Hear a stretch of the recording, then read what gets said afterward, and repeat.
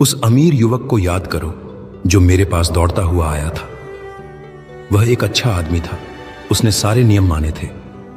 लेकिन जब मैंने उससे कहा, जाओ अपनी सारी संपत्ति बेच दो और गरीबों को दे दो और आकर मेरे पीछे हो लो, तो वह दुखी होकर चला गया, क्योंकि वह बहुत धनी था। उसकी समस्या पैसा नहीं थी, उसकी समस्या यह थी कि पैसे ने उसे पकड़ रखा था। उसका खजाना पृथ्वी पर था और इसलिए उसका दिल भी पृथ्वी पर ही था। वह ये सब वस्तुएं छोड़ने को तैयार नहीं था ताकि वह राज्य को पा सके। उसने गलत चुनाव किया। मैं आज तुमसे वही सवाल पूछ रहा हूं जो मैंने उस युवक से पूछा था। वह क्या चीज है जिसे तुम छोड़ने को तैयार नहीं हो?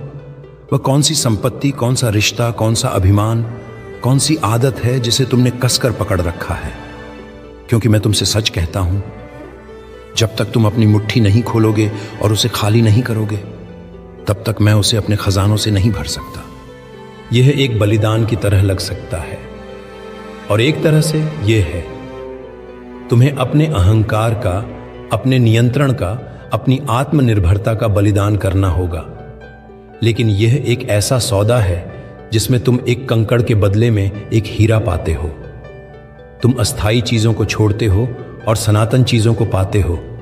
आरव उस ऊंचे टॉवर में सोचता है कि वह स्वतंत्र है, लेकिन वह अपनी सफलता का, अपनी जीवन शैली का, अपनी छवि का गुलाम है। वह उन चीजों को नहीं छोड़ सकता जिन्हें बनाने में उसने अपनी पूरी जिंदगी लगा दी है। सच्ची स्वतंत्रता उस गरीब विधवा के पास थी जिसने अपनी 2 दमड़ियां, जो उसकी पूरी जमा पूंजी थी, मंदिर के खजाने में डाल दी थी। उसने सब कुछ दे दिया और इस प्रक्रिया में उसने सब कुछ पा लिया। वह स्वतंत्र थी। मैं तुम्हें इसी स्वतंत्रता के लिए बुला रहा हूं, एक ऐसी स्वतंत्रता जो तुम्हारी परिस्थितियों पर निर्भर नहीं करती। पौलुस और सीलास जेल में थे, उनके पैर काठ में जकड़े हुए थे, उनकी पीठ लहूलुहान थी, फिर भी वे आधी रात को प्रार्थना कर रहे थे और परमेश्वर के भजन गा रहे थे। क्यों? क्योंकि वे शारीरिक रूप से कैद थे, पर उनकी आत्मा स्वतंत्र थी। वे जानते थे कि उनकी सच्ची नागरिकता स्वर्ग में है और कोई भी जेलर, कोई भी सम्राट उनसे उनकी सच्ची पहचान नहीं छीन सकता। यह बहुतायत का जीवन है जिसके लिए मैं तुम्हें बुला रहा हूं। यह परिस्थितियों की बहुतायत नहीं है, बल्कि आत्मा की बहुतायत है।